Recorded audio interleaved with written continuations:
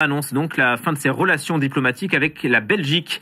Kigali a donné 48 heures à tous les diplomates belges pour quitter le pays. Alors pourquoi une telle réaction?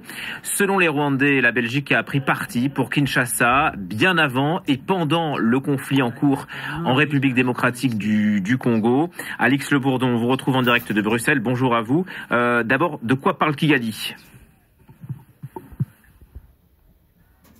Eh bien écoutez, la décision de Kigali fait suite à l'adoption ce matin par le Conseil de l'Union européenne de sanctions et on sait que la Belgique figure parmi les pays qui ont le plus milité pour l'adoption de ces sanctions.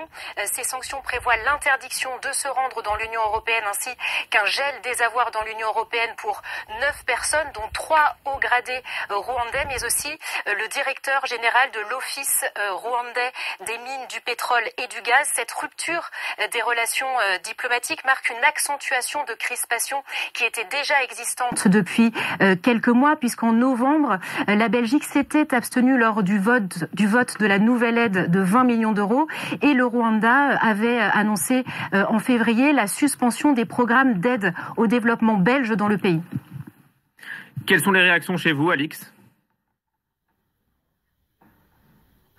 Eh bien, écoutez, le ministre belge des Affaires étrangères, Maxime Prévost, a parlé d'une décision disproportionnée. Il a immédiatement annoncé des mesures réciproques, c'est-à-dire convoquer le chargé d'affaires du Rwanda et surtout déclarer que les diplomates rwandais n'étaient plus les bienvenus. En fait, le Rwanda accuse la Belgique d'avoir pris parti pour Kinshasa et ce, bien avant et pendant le conflit en cours. C'est ce qu'on peut lire dans le communiqué du ministère des Affaires étrangères rwandais. Je vous rappelle que la Belgique est l'ancienne puissance coloniale à la fois du Rwanda et de la République démocratique du Congo. Effectivement, merci beaucoup.